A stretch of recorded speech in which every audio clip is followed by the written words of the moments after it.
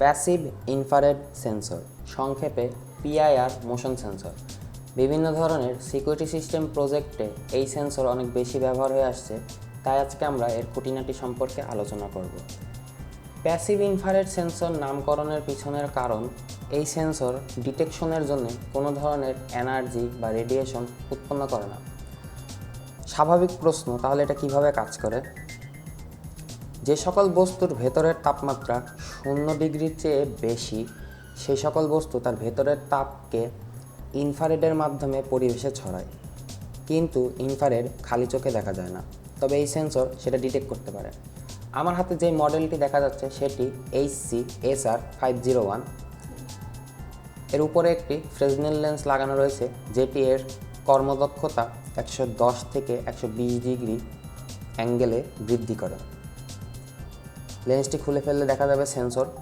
উপরের দিকে রয়েছে ভিসিসি আউটপুট এবং গ্রাউন্ড পিন। আউটপুট সর্বোচ্চ 3.3 ভোল্ট দিয়ে থাকে। আরএল এবং আরটি সম্পর্কে জানতে পুরো ভিডিওটি দেখতে হবে। পিছনে একটি সার্কিট ডায়াগ্রাম দেওয়া আছে। এই সার্কিটে দুটি ভেরিয়েবল রেজিস্টার দেখা যাচ্ছে। এই ভেরিয়েবল রেজিস্টারটি আউটপুটের টাইম ডিলেকে অ্যাডজাস্ট করতে সহায়তা করে, যেটা 0.3 সেকেন্ড থেকে 18 সেকেন্ড পর্যন্ত। এই ভেরিয়েবল রেজিস্টারটি সেন্সিং ডিস্টেন্সকে নিয়ন্ত্রণ করে, যেটা 3 মিটার থেকে 7 মিটার পর্যন্ত। এপাশে একটি জাম্পার দেখা যাচ্ছে। এই পিনটি H রিপিটেবল ট্রিগার পিন, মাঝখানে একটা কমন মোড, এবং এইটা L নন রিপিটেবল ট্রিগার পিন, যেটা সম্পর্কে আমরা ভিডিওর পরবর্তী অংশে জানব। এখানে যে সেন্সরটি দেওয়া আছে এটি একটি পাইরোইলেকট্রিক সেন্সর, যেটি লিথিয়াম ট্যান্টালেটের দ্বারা তৈরি। আমাদের কাছে যে সেন্সরটি আছে এই সেন্সরটির ভিতরে দুটি অংশে বিভক্ত, তবে ক্ষেত্র বিশেষে 4 ভাগে বিভক্ত সেন্সরও পাওয়া যায়। যদি আমাদের হাতে কোনো দিন ওটা আসে, আমরা অবশ্যই এটা নিয়েও ভিডিও করব। তো এই সেন্সর কাজ করে কিভাবে? যখন এই সেন্সরে ইনফ্রারেড এসে পড়ে, তখন এই সেন্সর একটা ভোল্টেজ ডিফারেন্স ক্রিয়েট করে। তো আমরা ধরে নেই যে একটি বস্তু এই সেন্সরের সামনে দিয়ে যাচ্ছে। তো এর দুই ভাগের এক ভাগকে এ এবং অপর ভাগকে বি দ্বারা নির্দেশ করা হলো। তো যখন বস্তুটি এ থেকে বি এর দিকে যাচ্ছে, তখন এর ভ্যালু থাকে বেশি। এই এর ভ্যালু বি এর থেকে বাদ দিলে একটি পজিটিভ মান পাওয়া যায়। যখন বস্তুটি বি এর দিকে পুরোপুরি চলে যাচ্ছে, তখন বি এর মান বেড়ে যায় এবং এ থেকে বি বিয়োগ করলে একটি নেগেটিভ মান পাওয়া যায়।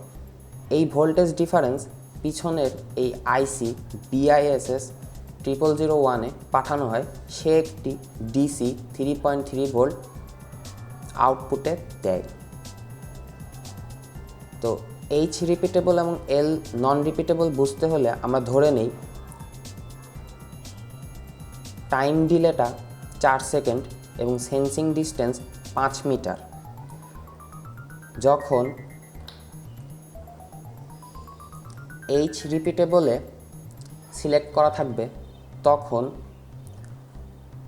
5 মিটারের ভিতরে কেউ যদি আসে, তাহলে এর আউটপুট থেকে হাই ভ্যালু পাওয়া যাবে। যখনই ওই অবজেক্টের মুভমেন্ট বন্ধ হয়ে যাবে, তখন থেকে সে 4 সেকেন্ড পর্যন্ত আউটপুটে হাই ভ্যালু পাঠাতে থাকবে। 4 সেকেন্ড শেষ হয়ে গেলে এটা লো হয়ে যাবে। এবার আসি এল নন রিপিটেবলে। যখন কোনো বস্তু এর 5 মিটারের ভিতর চলে আসবে তখন 4 সেকেন্ডের জন্যে আউটপুটের ভ্যালু হাই হয়ে যাবে। 4 সেকেন্ড পরে এই ভ্যালুটা লো হয়ে যাবে, যদিও এর সামনে বস্তুটি থাকুক না কেন। একটা ডিফল্ট টাইম সেটিং আছে নন রিপিটেবল মোডের জন্যে। সেই ডিফল্ট টাইম পার হয়ে যাওয়ার পরে যদি সে আবার কোনো অবজেক্ট পায় তাহলে 4 সেকেন্ডের জন্যে আউটপুট পিনকে হাই করে দিবে। তো আরএলে একটি এলডিআর যদি আমরা বসাই তাহলে এই সেন্সরটি রাত্রের বেলা বা অন্ধকারে কাজ করার উপযোগী হয়ে যাবে। এবং যদি আরটিতে একটি থার্মিস্টর বসাই তাহলে উচ্চ তাপমাত্রা যেসব অঞ্চলে আছে সেসব অঞ্চলেও এই সেন্সরটি খুব সুন্দরভাবে কাজ করবে। ভিডিওটি দেখার জন্যে সবাইকে ধন্যবাদ। ভালো থাকবেন।